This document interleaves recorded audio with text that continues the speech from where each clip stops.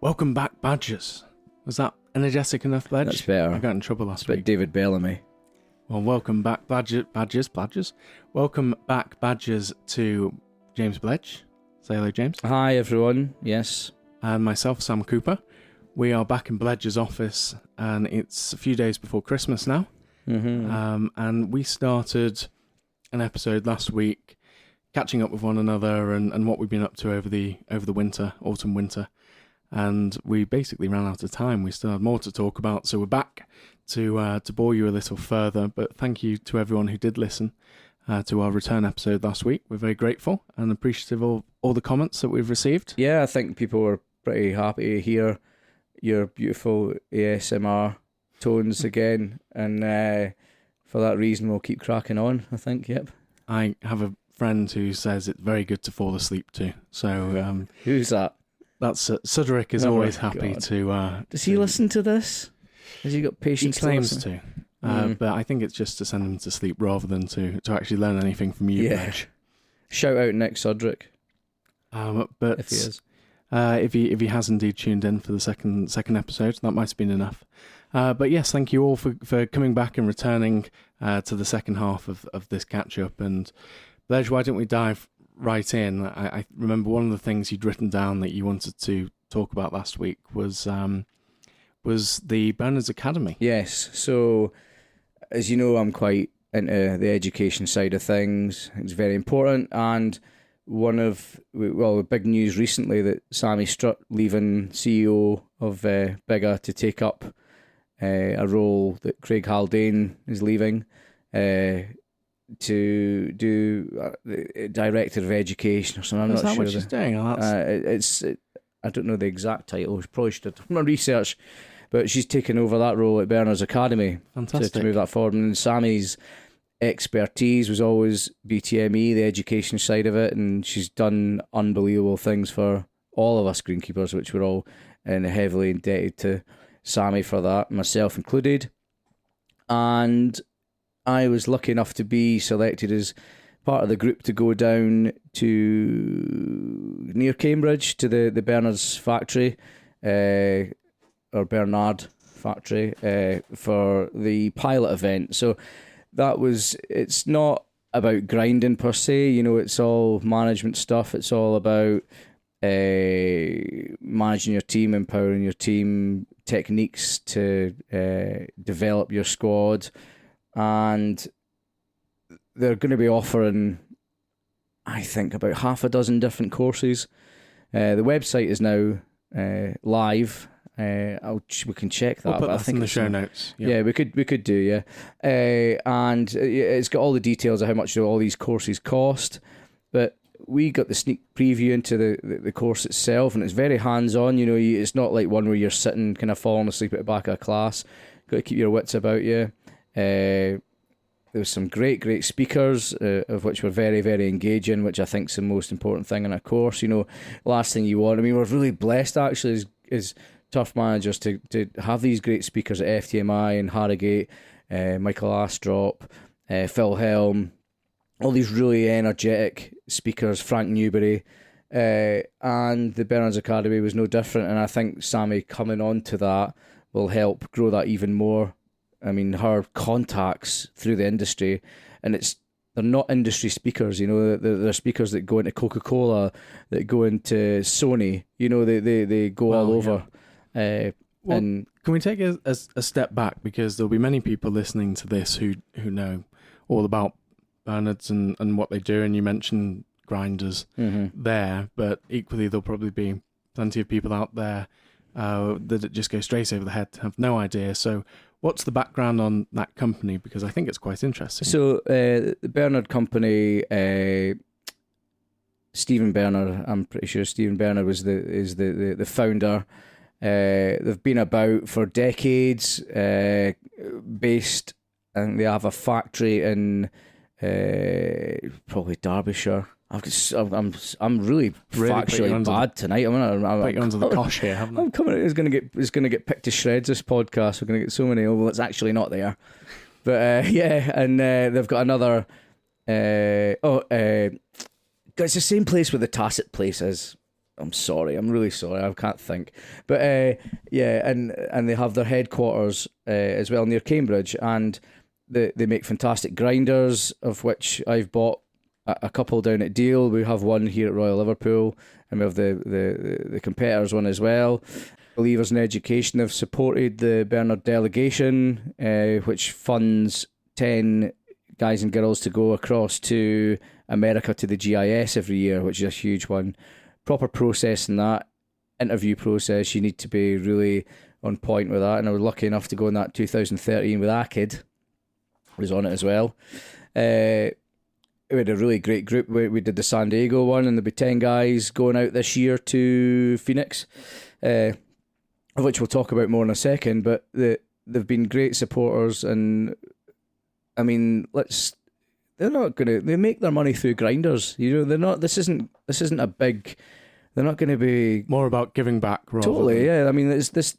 You see how much they charge for their courses. It's going to put a lot to put this on to employ the people to come in and do the speaking and have the space to do it. And they've kitted out these beautiful classrooms, and it was a very comfortable space. And yeah, these courses cost money to do, but like Bernhard's aren't. I just get the feeling they're not going to be making loads and loads of money from this. This is just and what they make, I'm sure, by the sounds of it, sort of goes back into the education element of it. Yeah, exactly. I mean, obviously they're promoting their grinders as well at the same time, but to be honest with them, they sell themselves. You know, they're that good. So back to the layman Bledge, which is the role that I very easily play in this relationship.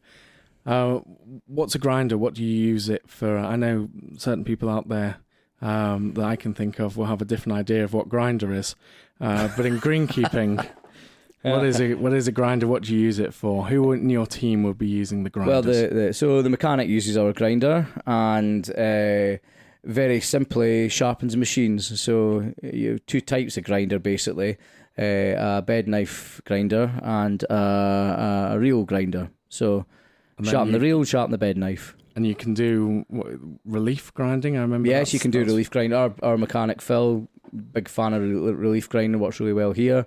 There's always a debate about whether spin or relief grinding, or a bit of a mix of both, back lapping. It goes on forever. You know, mechanics are quite basically into it. You've got the blades on the cylinder. Yes. That spin rounds. Yep. Blade on the bottom. Stone on, and you have the stone that spins and sharpens the blade as it moves back and forward as the blade spins as well. The cylinder spins, and then so. How often will you sharpen your blades on your mowers? We sharpen quite a lot here because we put down a lot of top dressing, and the top dressing just blunts it. Exactly, yeah. And Phil is an amazing mechanic, because he actually comes to me saying, I could do with getting these sharpened again. You know, it's a big undertaking. You know, it's a lot of work. You to take sole plates off, and I remember John Mack saying once, because he's been all over the world, sort of working on different teams, and we very much need to get him on the pod. I think his session in purgatory after going onto the Cookie Jar podcast before he can be invited onto Badgers. Yes, has probably passed now, so we probably should maybe make that reach out to John. But I remember him telling me once, I can't remember whether it was Riviera when I think he worked. Did he work there for a while? He's done a lot of these places, yeah, when he did the scoreboards and stuff. Royal Melbourne for a stint as well. It was one of those two, I can't remember which. And I'm sure that he said that they basically got the grinders out and sharpened everything every week. I hear the grinders going every week in our place, and Phil sharpened every single machine before they open. Him and Luke did every single machine, and bearing in mind we doubled and tripled up with machines. I think we counted, there was about 100 units he did. Wow. Which is an unbelievable undertaking. He was knackered by the end of it. Can you spot the difference when, you know, obviously if it's really blunt, then yeah, I'm sure it's obvious. You can massively spot the difference. But how long do you think you'd go between sharpening things up before it all depends on yield. It all depends on what you've got in the ground conditions, the type of grass you're cutting. Would that make a difference? Definitely. Obviously there's more abrasive grasses than others. I mean, fescue cutting, the guys at Taraiti might have an easier time with their grinding than say someone in a warm season that's got Kikuyu or Bermuda or for example. But Yeah, sharp, keeping machines sharp is the single most important thing. And you'd always kind of liken it to if I was to cut you with a surgeon's Stanley knife, a surgeon's blade. They don't have Stanley knives, do they? I don't think they use They Stanley don't. knives. They get down the hardware shop, Doctor. Probably have a scalpel rather than a Stanley that's what I knife, meant to say. I'm all over the shop tonight. I've not even had a drink either. This is maybe the That's problem. where we've been going wrong. If I was to cut you with a surgeon's knife, as opposed to a blunt knife, your cut would heal a lot faster, instantly almost, with the surgeon's knife. Whereas the same with grass, and that's how you really open the grass up to disease, like you would open your finger up to disease. So it's probably the best. It's something that since we started doing this podcast, Bledge, and I learn as much as I possibly can about agronomy and greenkeeping and everything from you. I probably spent my whole life as a golfer not really thinking of grass as a plant in the same way that a pot plant is a plant. And I know that sounds ridiculous because obviously it's a plant. I do know it's a, I've got a degree in biology. I do know it's a plant, but I mean, I'd never really thought about it in the same way. I never really thought about the susceptibility to disease and creating an environment and having a clean cut, how that's going to probably make it a bit more... I don't think people really understand how important it is. And this is the great thing about the Bernhard's courses. They're really, really pushing quality of cut. Because not only do you can tell straight away if it's off, but obviously you're talking about the plant health, and there's just absolutely nothing worse than looking down a fairway and seeing out of the 5 units of a fairway moor, a couple of dark lines on the edge, each one of them. It does your head in. You can tell, especially in ryegrass. If you've got Patland course managers that are cutting ryegrass, they need to be super sharp. Do they blunt more quickly in a parkland environment as well? Because it's like worm casts, a bit more organic, bit more 100%. Yeah, dew maybe, bit. I don't know damper. What kind of. To be honest, I don't know what effect the dew would have on it. Rust and stuff. I'm not really sure. I mean, if it's proper cleaned off, but there will be all these factors. But I mean, as I say, I know the basics and a bit more than that on it. But I mean, it might be an idea to get someone from Bernhard's or yeah, well, we absolutely should. And Steve Nixon's a really good guy. Maybe we get Steve on at some point if we want to kind of have a quick half hour on that kind of stuff. I think it's talk important. About the academy. Perfect. Steve and Sammy, if you're listening, please come on. I think they'd be a good guest because we could talk about the grinding and we could talk about the education side.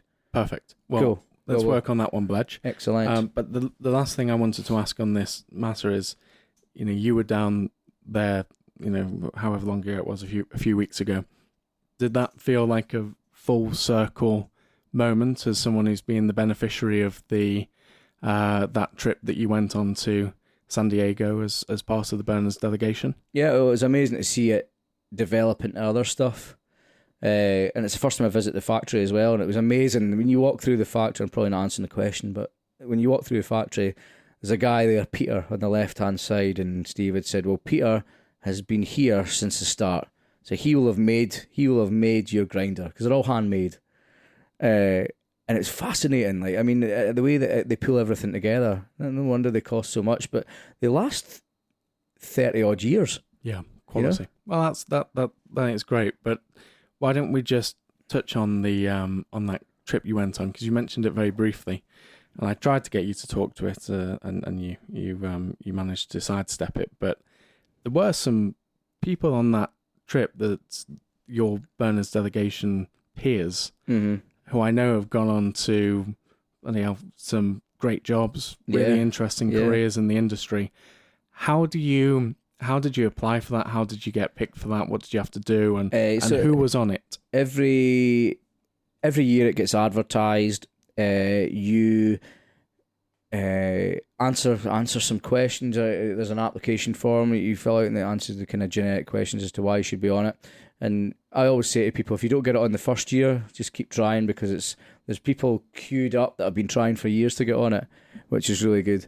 So it's always massively popular. So the year I went on it, we had And it's actually really cool because we were all, not many of us were course managers, but it was me, John McLaughlin now, course manager of Wallasey, Simon Oliver, who's course manager at Ganton. Another guest on this podcast, if you reel back to episode 2 or episode 3 maybe. Yep. Steve Lloyd, who's at the Worcestershire. Jamie Wade, who's at the Belfry. So they're all head greenkeepers now, you know, and a couple of guys that are no longer in the industry. But it was a smashing group. We always, I think everyone that goes on the Bernhard's trip says, but we had the best group. But I actually think we did have the best group. Well, clearly a lot gone on to some really important jobs in the industry. Is Steve? Was he captain of bigger chairman? Is Steve bigger chairman? I think yes. Or similar president or similar ilk or something like that. There you go, Bledge. Something for you to aspire to. I know. And senior roles in the industry. It's never going to be me. Well, happy being a member. Clearly something that has stuck with you for a long time, and yeah, it's been great to see that they're investing in it. I have actually got a magazine in that cover that's got the front cover on it. So the next time you get a good talk on, I'm going to jump up there and see if I can pull it out. Why don't we take a photo of that afterwards and stick it on, we could put that on as well. Stick it on the socials. Yes. A fresh faced James Bledge. And what did you do on that trip? But you know the best thing about that trip actually? When I was 13, my parents took me to America, and I was so lucky to play Torrey Pines, and I took a picture at the first tee sign with Torrey Pines with my Ping L8 bag and my Lynx, Ernell's Lynx cap. I think I had a tailor-made cap on it maybe, and I recreated it when I was on the Bernhard's delegation. Oh, good. Which is amazing. So that was probably one of my highlights for me. Yeah. Where's the GCSAA show next year? Not this coming year, but San Diego.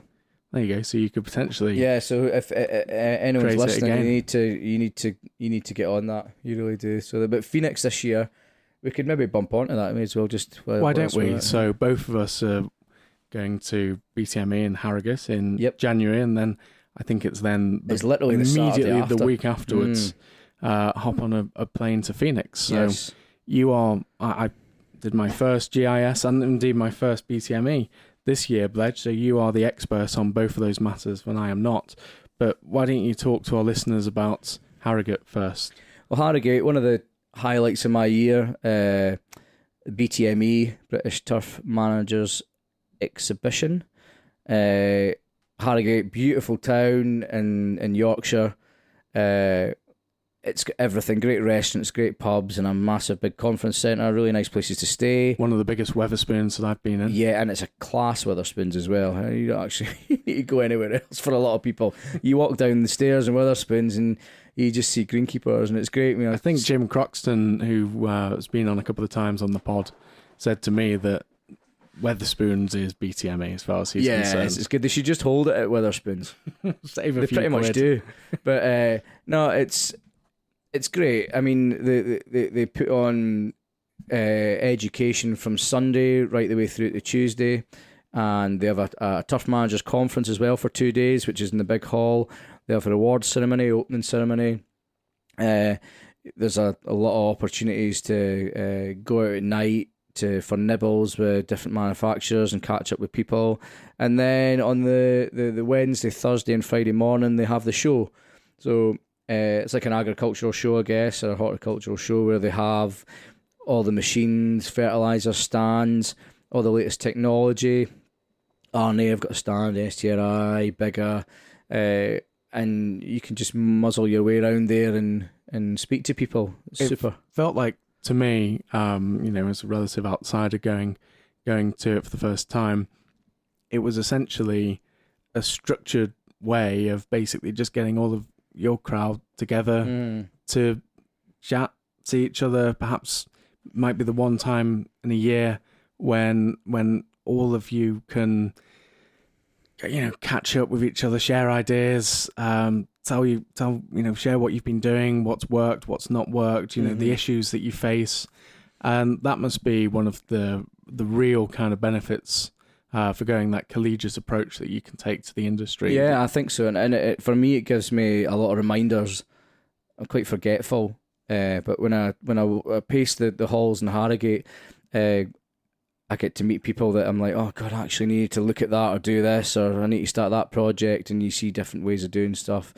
And it kind of, that time of year when you've made your budget in the November, it really kind of cements the products that you want to use the next year, or you can push reps on getting, oh, you said you were going to bring this in for us, come on, let's get on with this or that. It's super, isn't it? A good time of year when, I guess, January, February, 2 worst months of the year. Perfect time for people to right slap bang in the middle of the country. I wouldn't want it to be anywhere else, to be honest. I think it's absolutely ideal what it is. Seems like it works perfectly. Yeah. And then from Harrogate in the golden wind, no doubt, we're then hopping on a plane and both going to Phoenix. Never been before. So super excited about that. Staying with me and John are staying in the ghetto. We've got an Airbnb in the ghetto. John doesn't know this yet. Oh, John, you stick with John.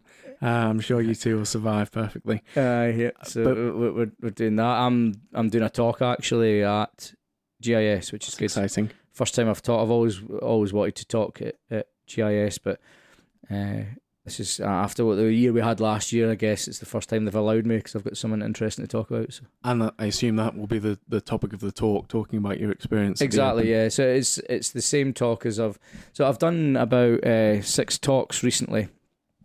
I actually was going to remember I joked a while back about making a band T-shirt with all the kind of tour down the back. So we Bledge did. Tour. I know it's not the most narcissistic thing I've ever heard, but it was just going to be a bit of fun. But the first one we did was West Kirby Primary School, which is the week after Jen's first green thing. So it was like a brush up of that, and it was the single most enjoyable talk I've ever done. The kids, hands up in the air for everything, every single questions all the way through. And one wee girl, there's 50 kids in the classroom. I was like, does anyone know what animal this is? It's a toad. It's a toad. No, it's what kind of toad is it? What kind of toad? It's a natterjack toad, sir. I'm brilliant, excellent. And they're all got their hands up. And this wee girl in the middle was like, sir, do you know what a golfer shouts when a ball's going near another golfer? And I says, well, what do they shout? They shout 4. And I was like, excellent, brilliant, well done. I says, well, will we try that now? Their knowledge base is significantly ahead of half of the members. I know, exactly. Yeah. And I says, will we try that now? And I shouted 4. And I said, what do they do when we shout 4? And she went, we all duck like this. And she puts her hands in the head and get down. I said, brilliant, let's try that then. And I was shouting 4.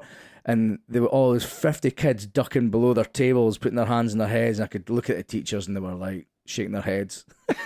But every now and then through the talk, because I had half an hour, I would just shout 4, and then they would all jump down. And it was such great fun.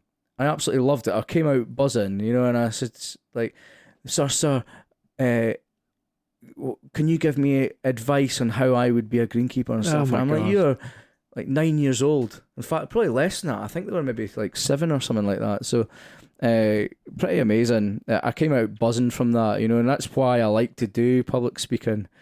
Then we did Bolton at the North Conference, Bolton Wanderers Football Club, which was good. Was that a similarly enthused audience? Not quite, but I don't think you'd ever get as enthusiastic as the kids. But no, that was really good as well. Enjoyed that. And then where else we did? But we did. I done a seminar online for ICL, but that was tough because you can't get the feedback. Exactly. Yeah. And I don't know, I think my videos maybe didn't work too well either. They were maybe a bit glitchy. The software couldn't handle it. Tip for anyone never doing public speaking, don't put videos in. So worth it when they work, and I'll keep pushing it because I'll be putting a couple of videos in my American one, but they're tough. They are tough. Yeah, I'm sure the bandwidth in Phoenix will be a bit ahead of hopefully your office by the shed. But I'd also, and I might add, when we did the ICL one, it was after we had that quite substantial heavy lunch at Royal Liverpool. Where the day after. yes, I was not in a good place. My head was absolutely bursting. There you go. So you can't blame the broadband. It was I know, but I think I was professional enough and pulled it through. But I wasn't I was a bit hungover. Well, but, if anyone listening to this was on that and would like to say otherwise, then please do write in. Because now we have the real reason. I think I'm blaming you for that anyway. Dessert wines and all sorts. No, nothing wrong with that. Going on from that, I was so lucky to talk at Dumfries and Galloway Golf Club, my home club. So that's where you started your greenkeeping journey. Exactly. So I was there 8 years from 17 years old. And the captain, Graham Dalglish, had asked if I wanted to talk to the members, and they thought we would turn it into a kind of charity event. And they sold 90 tickets. Bloody hell, sellout crowd. Yeah, and they had a buffet and stuff, so it was great. Mum and Dad were there. My Aunt Marlon was there. I've never seen her for years. A lot of my friends' mum and dads, they opened it up to people not just at the club. It was on Facebook, so they could see it around the town. And did they have a big screen in Dumfries City Centre? Aye. I know, it'd be funny. But it was, honestly, I was so overwhelmed that people wanted to come and listen to us speak.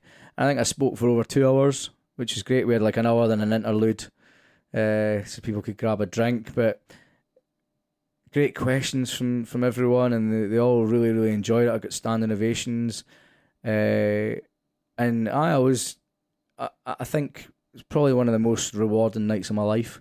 I was absolutely gobsmacked at just how everyone wanted to listen to a wee boy from Dumfries talk about his kind of life story. I split it up. I talked about the Galloway, my memories of the Galloway, and I put a lot of humour in it, because they were expecting like an after dinner speaker. It's a lot of lads there and stuff, and but I put loads of funny stories in there, so we had a lot of great laughs, and I knew who was going to be in the crowd, so I kind of designed the talk around them. And then it was give out some gifts and made some quizzes and stuff. And well, I know how much it meant to you, and we entertained, didn't we? Or a few of the guys came down to play, and we had a great day down here playing golf. And they said, I didn't tell you this at the time because I didn't want to make your head any bigger, Bledge, but I may as well do it now. But they said how proud they were that basically the bloke they've seen grow up has gone on to do such great things, and it's really nice. That must be rewarding for you, and the opportunities that greenkeeping has given you to end up having a story worth telling to a load of guys who you've known for 30, 40 years. Yeah, it's huge for me actually, and it's when people say what's the best thing about the Open, a lot of the best things haven't come from the Open week. They've come from what I've got out of being an Open course manager after it or before it. All the privileges I had of like the shooting the Sky Sports video, kind of doing all that stuff, meeting certain people, and then being able to do the talks afterwards. I can't wait for the American one. That'll be it. After that, it'll be done, and then I'll be on to designing new talks, maybe if we want to do anything else. But find something else for you to talk about, Bledge. But how do you, just going briefly back, because obviously you are now taking the Bledge tour to Phoenix. For those who haven't been to the American version of BTME, because that's kind of what it is, really, isn't it? What do you find the difference? What strikes you as the difference between the two versions of the event? Well, it's typically American in the fact that it's huge. The scale blew me away. I mean, you would have seen that in Orlando. It's and they say that Orlando is a lot smaller than what it usually is. But I mean, would you say it's 5 times bigger than Harrogate? I don't know, because Harrogate, the way the conference hall or whatever you call it is sort of laid out, it's a lot of smaller rooms, isn't it? So it for me, it was almost tricky to get my head round, sort of, if you added up all of the various rooms together. Whereas we went into the place in Orlando, and Christ, it was like it's going like a big into aircraft hangar, yeah, and it was typical American conference centre. And they actually, if you remember, there was a tree in there. They planted a full size tree. Yeah, there was a golf hole, if you remember. There was a golf hole. There were diggers and stuff. There was a NASCAR. Yeah, there were dogs. There was dogs. What were they? The geese dogs. Yeah, someone won a dog, didn't they? Yeah, they won a dog. I remember we seen that. Me and Harry had seen this guy going away with a dog at the end of it. Imagine going to Orlando. Orlando Airport on the way home. Calling your missus and saying, Come on, Fido. Way, never going to believe what I won. Yeah. Coming home with I've won a brown and white sheepdog. Coming back with a collie. Yeah. But they were amazing, weren't they? And yeah. I'm guessing that's not something that really is as much of an issue in Britain as America. What sorts of getting rid of the geese? Yeah. Maybe Bearwood Lakes and some of these places. But what do you do when you get to the anything to declare customs bit and you've got a dog? Is that part of your hand luggage? Yeah. But very, very impressive. So I'm looking forward to Phoenix. Because, am I right in thinking, Bledge, it rotates around? Is it just those three places it rotates I think through? that's the three now, yes. Phoenix, Orlando, San Diego. It did used to go to Vegas, but I think there was... Who thought that was a good idea?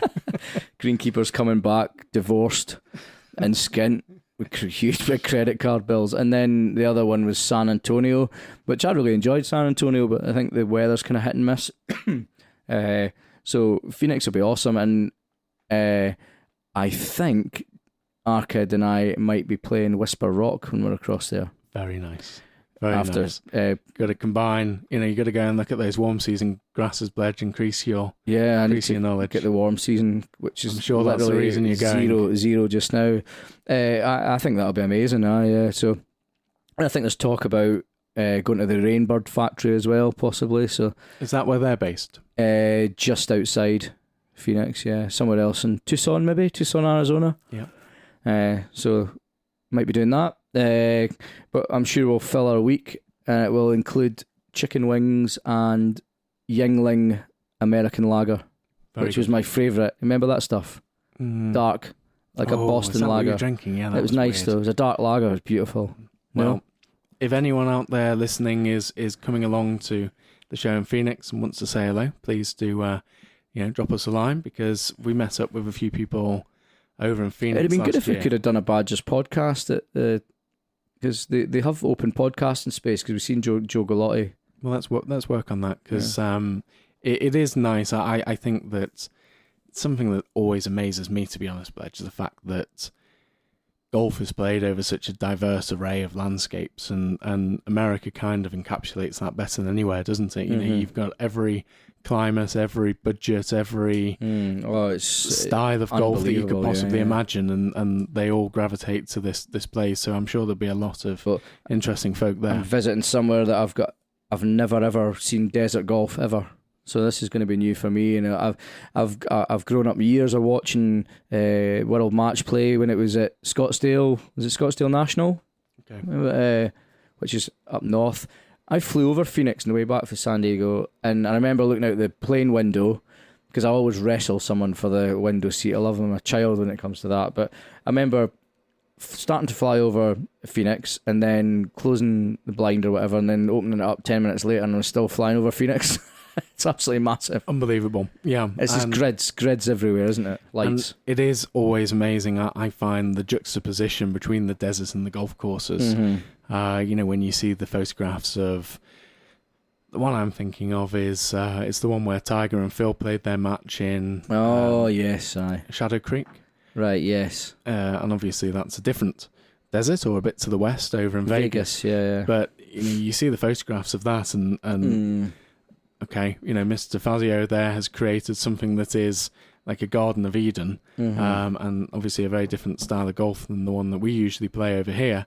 But as a feat of engineering, the juxtaposition, you go from one grid to the next, and you've got this beautiful, lush landscape there, and then you go over the fence, and it's literally the desert, completely flat. I think if you are a lover of golf, you love all golf. Like, I'm really not snobby when it comes to golf at all. I mean, I like links golf, but I think Heathland golf's one of my favourite. But I think it's you really need to appreciate every single type of golf, low budget, high budget, no matter where the hell it is. And Absolutely. so when we played golf, we were across at GIS. Any of these times we've played some really strange wee courses, and they've been amazing fun. You know, I mean, you played Winter Park last year, didn't you, in Orlando? I was very excited to go to Winter Park, which is, for those who are unfamiliar, it's a 9-hole municipal golf course in the Winter Park region of Orlando. It's probably about 40 minutes from where most people might gravitate to in Orlando if they were going on a holiday. But Christ, what a brilliant example of what can be done on a municipal site. It's 9 holes. It is the guys there basically invested, got a couple of great architects in who transformed the golf course and essentially built a fantastic set of greens.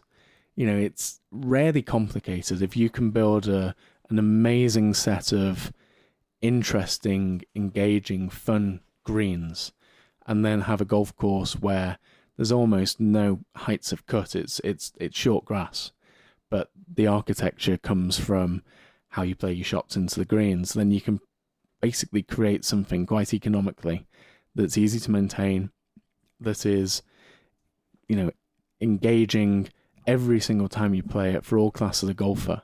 And really, you know, as an example of municipal golf, it never has to be more complicated than that. Mm-hmm. And there's a couple of things that we're trying to get going, which really draw on some of the learning, some of the things that were on show there, and a number of other places which have inspired me around the world. I think a good example might be one next door to Royal Melbourne, which I've not been to, but I'm looking forward to seeing at some point, hopefully not in the far distant future. And that was a place called Sandringham golf course there. And now it's been taken over by Royal Melbourne. They got the OCM guys in, you know, the guys who for a long time were Clates, my colleague Mike Clayton's colleagues. And Google this Sandringham. And now it's called Sandy Links. You know, it had a rebrand. They invested in the architecture, they invested in the design. And just like Winter Park, it is the perfect example of, by investing in the quality of the product, they've created something which people want to play. And it's good value, and it's affordable, and it's essentially, you know, they have the same Sutton's green mix that they have at Royal Melbourne. And there you go, it's sandbelt golf. It's the type of golf that the sandbelt is so famous for. But rather than going to the likes of Royal Melbourne or Kingston Heath or Victoria or Metro or, you know, some of these other courses, anyone can go to Sandy and play it for you know, a very, very modest green fee, and have the sandbelt experience for a fraction of the cost with access for all. And I think it basically just underlines that point that I'm getting at here, where if you do something really well, quality is the best business model of all when it comes to golf course design. I mean, you do love these bunkers that are cut right into the edge of the greens. That's so typical sandbelt, isn't it? Yeah. I mean, any of these Royal Melbourne, Metropolitan, etc., are all on my absolute bucket list. I'd love to do a Southern Hemisphere trip, Tahiti. Well, especially Melbourne, you know, obviously it's something that I haven't been to, like to get to soon, but the fact that Clates and Lucas, my colleagues over there, that's the kind of golf that they know best of all. And Clates must have won round there, did he, on tour? Around Royal Melbourne. I don't know. That's a good question for him. We need to get him on the pod, don't we? But Clates definitely knows that part of the world just about as well as you possibly can. But firm golf, you know, I think I remember asking Alistair Begg once, you know, what's the firmest that he found with the Clegg hammer, and I remember him saying that he got the Clegg hammer out at Royal Melbourne and almost broke the thing. I think it was 190 or 200. Yeah, it's the sand structure at these places is so fine. It's unique. Yeah, but it's the sand shape is enough for the water to infiltrate and percolate through, but the size packs so well that it becomes really, really firm. I've seen actually people like bouncing a ball and catching it on it. Yeah, and they all take their their little 3-wheel trolley things and take them across the greens, and it's not going to make any issue to them. They're not going to notice any wheel prints after, because it's so bloody firm. And that's the reason I think they can get the bunkers, isn't it, Bledge? In that way, because they can just cut a line almost straight down, and it stays together, and it doesn't collapse, which of course is what it would do over here. If you had coarse sand, then it would just fall straight in. Very interesting, but yes, Winter Park was somewhere that I was really impressed with, and looking forward to finding something similar, hopefully in the Phoenix area. Yeah, well, hopefully. Well, are you taking your clubs with you, Sam? Yeah, I'm going to. I've lined up somewhere just beforehand, so I'm looking forward to playing a bit of golf over there. It's just nice out of when it's so cold and wet and miserable here. Yeah. To go and see the sunshine, isn't it? I did something shameful the other day. Go on. I bought some iron covers on eBay. That could be, Bledge, the end of the podcast. There is a reason for that, though. It better be a good one. Well, for when I take the clubs on the plane, they don't chatter about. And then I'll take them straight off. Is that a good enough reason? Yeah, because I'll put them on, fly them there. The second I get off the plane, they'll be coming off and stored in the bin. But yeah, I mean, we don't really talk about golf equipment in this podcast. However, iron covers are the absolute cardinal sin. If anyone uses iron covers, I don't want to know them. You can backtrack all you want, Bledge, but you are now that person. No, they will not be entering the golf course with me, I'll tell you that. But it's funny. There's a guy, Dan Trice, at Royal Cinque Ports, and I used to always hammer him for having iron covers. Dan, don't look at me. Don't look at me until you get rid of these iron covers. Well, unacceptable. I think on that bombshell, should we move on, Bledge, to some of the questions we asked, very short notice, but through on Instagram, if anyone had any questions for us, that we might be able to get to a couple of them this afternoon. And Bledge, what are people asking? Let's have a quick look. Should I start? Cause I've Go for it. Yeah, you have them all there. Well, the question I have for you is actually slightly less about agronomy and more about archaeology. Okay. It comes from the resident archaeologist of the Wirral Detectorist Club, a guy called Danny Power. Right. Have I met Danny? I think you'd remember if you had met Danny.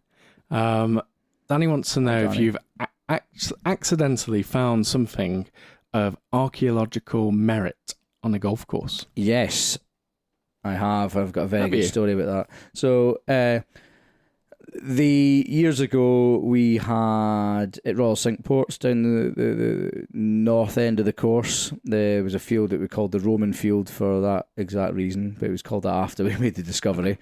And we used that for sand mining. Because, I mean, I guess BC, that whole area was all water, you know? Okay. So I was digging in there once and I came across a pot and I jumped out the cab of the digger and I swore it said Denby on it, but I phoned the archaeologist and he came up and I've actually got a video about this on, if you look on the Royal Cinque, maybe we can put that in the notes as well. Put that. So yeah, this pot, the guy, it was dated 100 to 150 AD. So who did you call? Proper ancient. Who'd you call when you find a Who are you going to like call?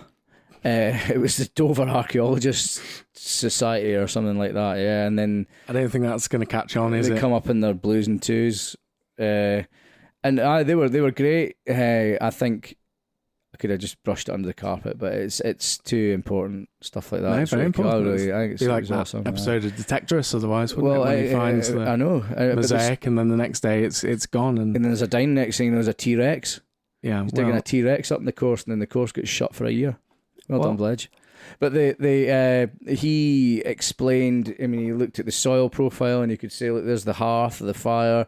They would have been cooking shrimps here in bare feet. Unbelievable, isn't it? That's cavemen type. I mean, 150 AD. Yeah, that's not cavemen. I can't even get my head around that. What's happening in 150 AD? Well, it's a long time ago, but it's not Jesus quite caveman times.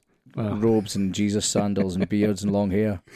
Yeah, I think it was probably just a slightly less digital version of kind of where we are I need to now. Google 150 AD. I need to get this. What are you right in expecting my to? You're not head. going to find any photos on Google from. Well, they might have. Well, I bet you do. Wait a minute. Wait a minute. Anyway, so that's Anno Domini images.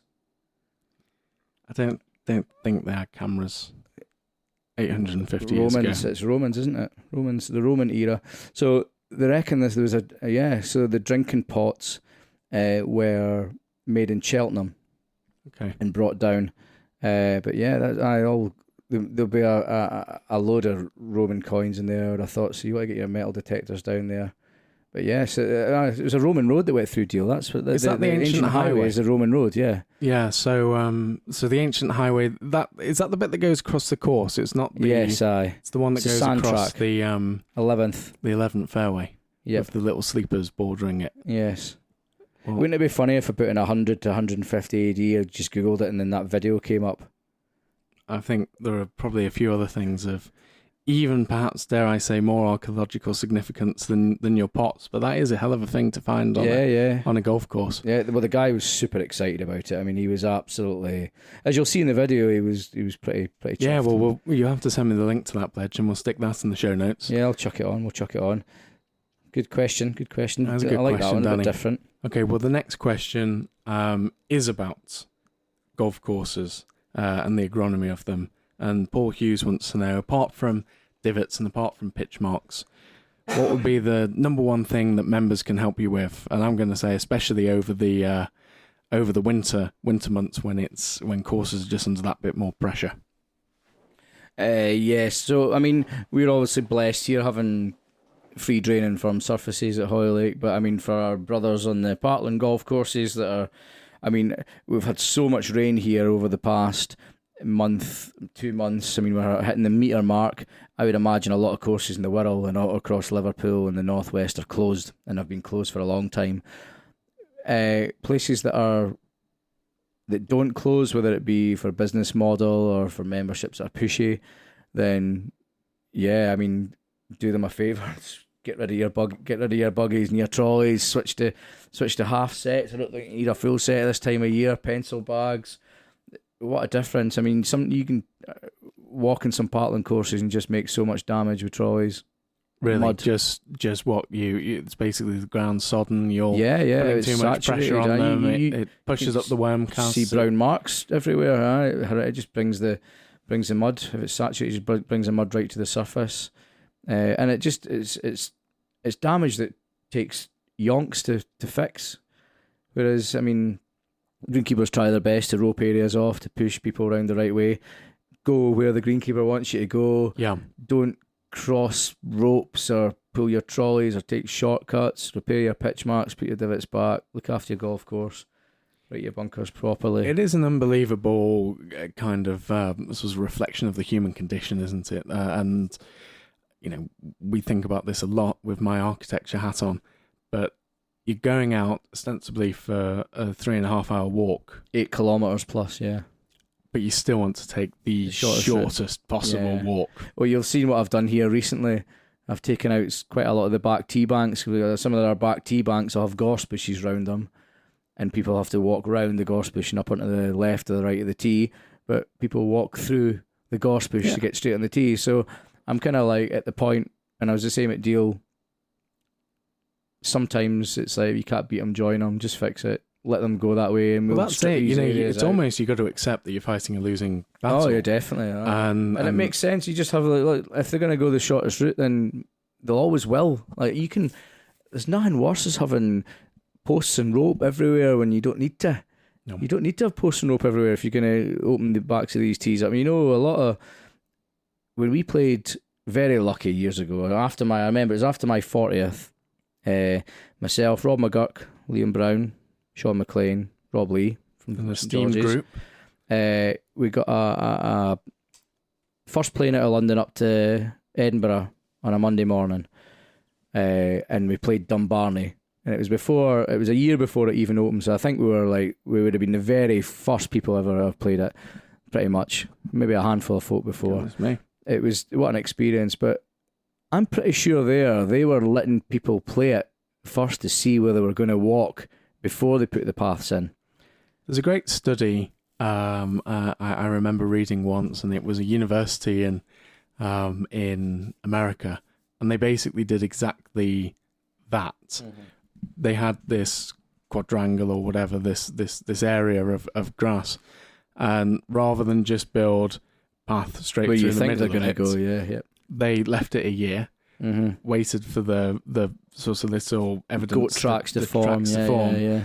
And then they built the hard standing paths over where they were. Yep. And then golfers walk another way. When you open it, they go the opposite way. Yeah. And then the other thing is, I can't remember who it was, but I remember reading something from architects 100 years ago, who almost advocated that you did exactly that when it came to bunkering the fairways. You can, as an architect, you can make best guesses and have strategies and ideas of what you're trying to get people to do, how they tackle the holes that you create.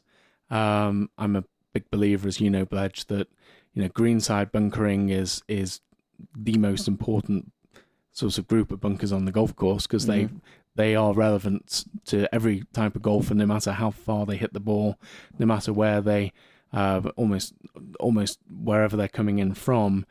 A really well defended green with good bunkering and good runoffs and all that kind of stuff is always going to be relevant, whereas fairway bunkers are very, very tricky to get right, especially if it's on a windy site, because everyone hits the ball a different distance. Yep. And the wind can blow one direction. Relative one day, the next day not relative. So there might be a certain day of the year where I'm playing off the right tee. That means that the wind is blowing in the right direction. That means that the fairway bunker is exactly where I want to hit my drive. But for that to then be the case for every other golfer that day, it's not just unlikely, it's actually just zero. It's not going to be the case. So I think he advocated for basically waiting for balls to collect. I'm not sure that's an approach that you'd necessarily take, but it does highlight the point that patterns form over time, and there's putting a rope up or a line up or painting something, really say turn left, problem, it doesn't work. There might be a fundamental issue,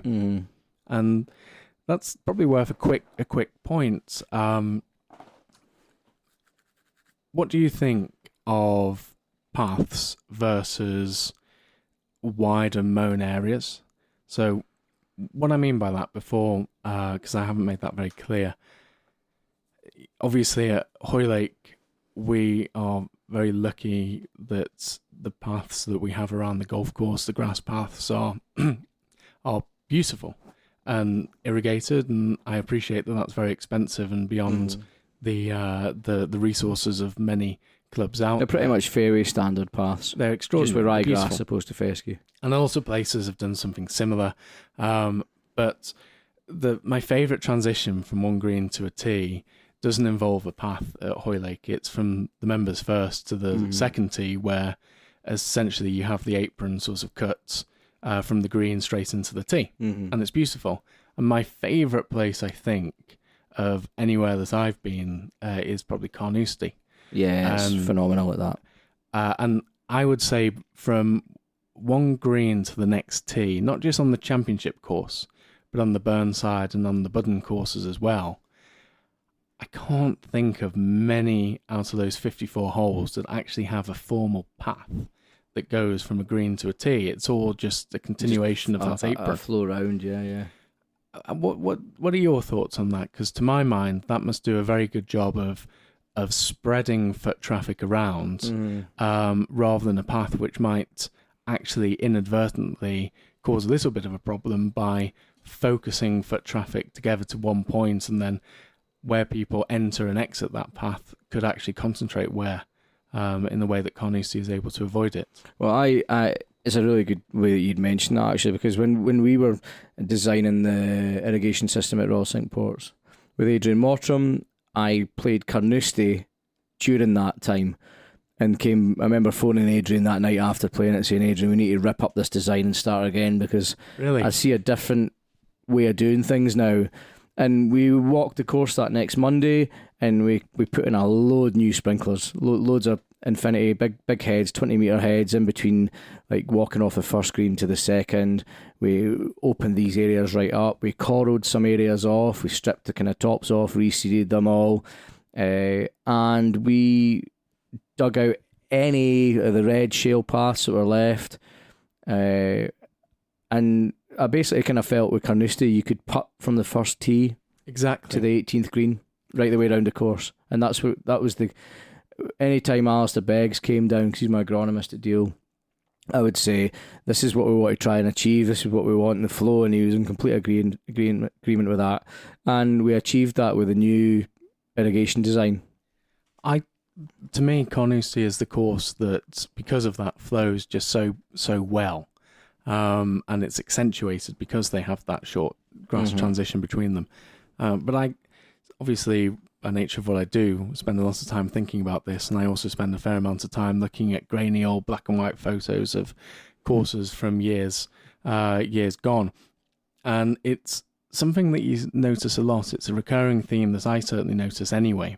And I wonder, remember when we went to the Lawnmower Museum, Bledge? Yes. In Southport?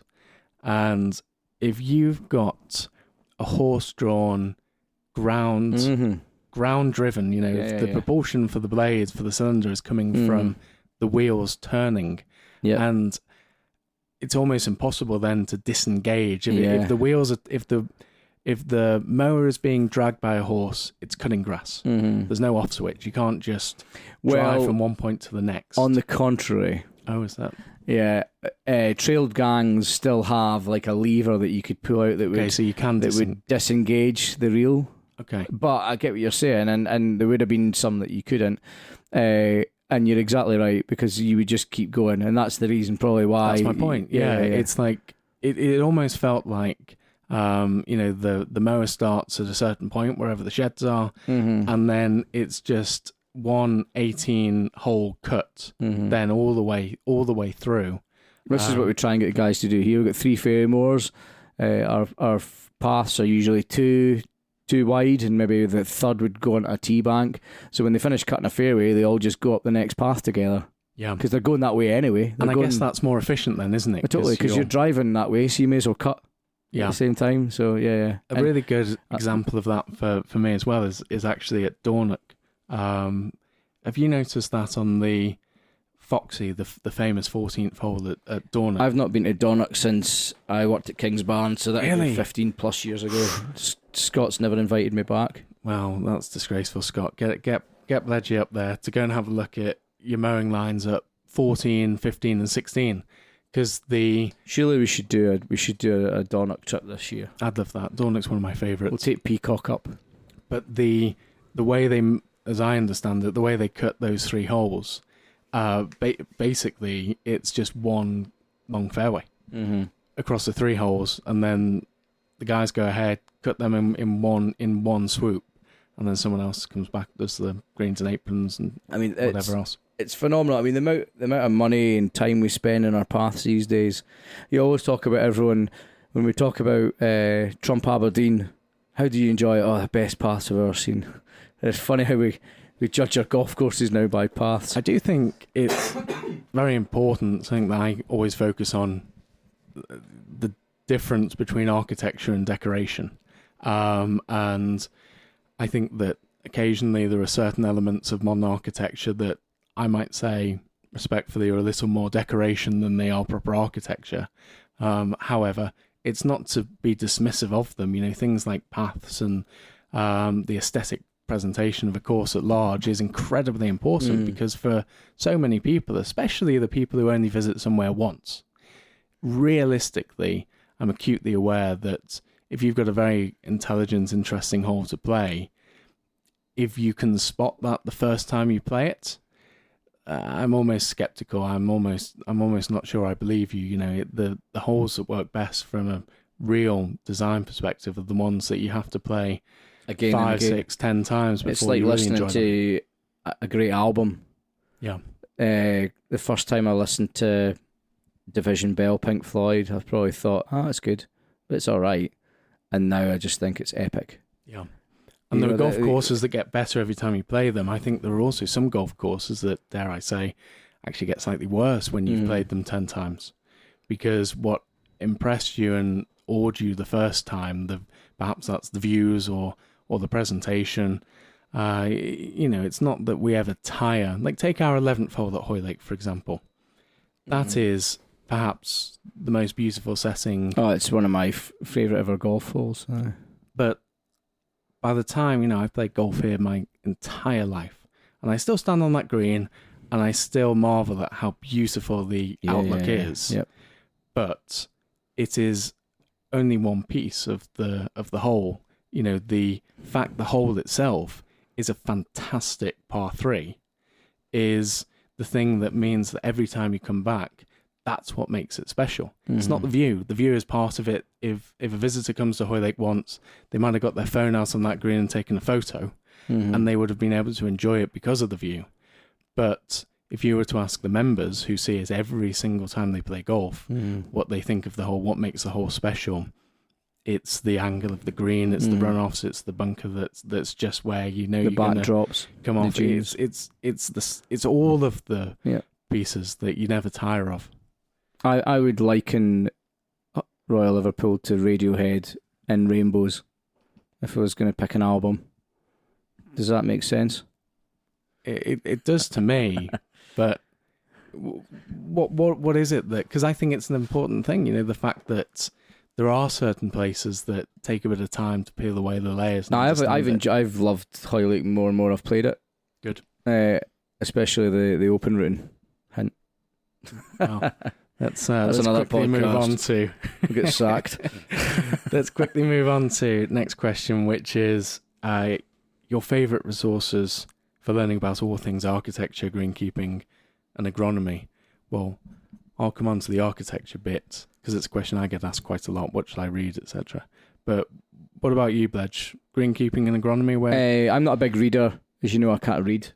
I don't have the patience to read at all. I would read a page and then forget what the hell I've just read. Yeah. What about it just doesn't go in. Audiobooks, bit better. Yeah. I mean, I listened to the Alan Partridge audiobook on holiday there. Do you learn much greenkeeping from Alan? I feel I think he'd be an awesome greenkeeper.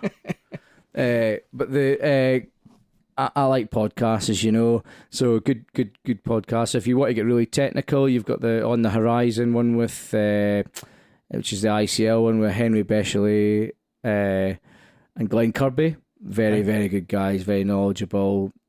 Talking about disease forecasting, fertilising, things to look out for. It's not a sales pitch. Very good podcast. You've obviously got the Cookie Jar one, which are good friends of ours, which cover all sorts of bases. They've got some of the best guests on ever. Brilliant. Yeah, I described especially the episode with our good friend Alistair Beggs that he did, that excellent episode. It's almost like the gateway drug into agronomy. I think many Fraser people... Peacock phoned me the other night about that and said that how much he loved the Beggs one. Well, I think it just raises a load of things that so many casual golfers won't have considered before. And we're just gutted that it wasn't on our podcast. Well, I think if that's the gateway drug, we need to get into the hard stuff. Yes. On our podcast and go down a bit of a rabbit hole with a few of those topics. And if you want to get into the American side, we've also got Joe Gallotti, our friend, talking greenkeeper. He's brilliant. He's really good guests. Very interesting. I've been lucky enough to be on that 3 times, hat-trick on Joe's. And we have Stuart Emerson's and Jack Hellington's one that never got off the ground. Unfortunately, it had 4 episodes. It was very good. Turf's Up. I wish they'd kept going, but maybe now they've had a plug from you, Bledge. They might just the great name for a podcast that is Turf's Up. Great, isn't it? Really good. The production was super and everything, and it was really, really good. Well, clearly many streets ahead of us for all of those reasons. So, how about your architecture books then? I think that podcasts, it depends how deep you want to go, doesn't it? You've got the different. Are you just after a very basic intro to the subject? I kind of feel that if you're listening to this podcast, then you're probably slightly beyond that anyway.